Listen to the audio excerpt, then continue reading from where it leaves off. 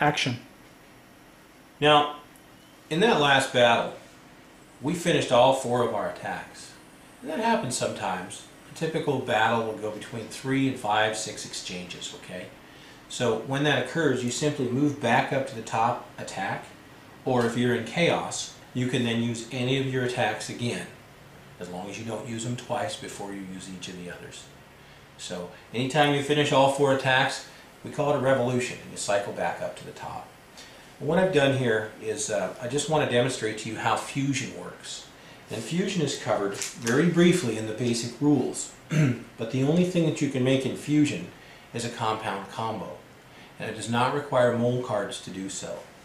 So let's say, Heather, if you ended up with Hydrogena, Sulfurious, and Oxygent at the end of the day when we were done either with Soliga or with Windojo, or we had played Soliga and linked it to Windojo. And these were the cards that were victorious for you. You could make something like, well, what could you make with hydrogen and oxygen? Water? You could make water. And water would be worth 6 points. The reason for that is there's 2 elements in water, hydrogen and oxygen. And there are 3 atoms. There's 2 hydrogens and 1 oxygen atom. So 2 elements times 3 atoms is 6 points. Okay? Now, if we were playing that same play in the advanced rules, you'd have to qualify that water with molar value. So you'd have to have a molar value of 3. Okay? Because there's 3 atoms in your molecule. Alright? Now let's say you didn't have 3 molar value. You only had 2 2s for a 4 molar value. You couldn't make water. But instead you might make hydrogen peroxide, which is H2O2. Okay? Now, if you had sulfurious, you could make sulfuric acid if you had a molar value of 7.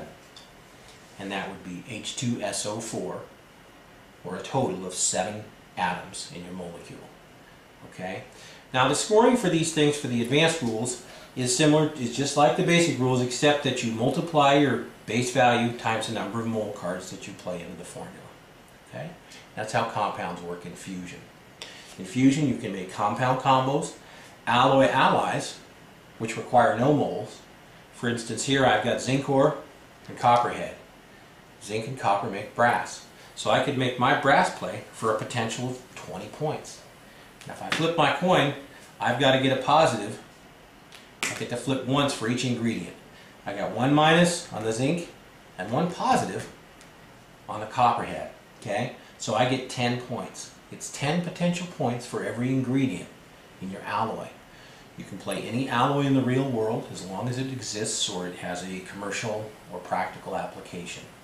Typically, real alloys have a name or an alloy index number. You can also make frat factions, which is kind of like a flush in poker, by just bringing as many cards as you can of one faction. And you can also make what we call a rhythm run, which is cards in order within a faction. To score a faction, you simply multiply the number of cards times the number of cards. So if you have 6 cards from one faction, your faction will be worth 36 points. Okay? And it's a little bit different on the rhythms because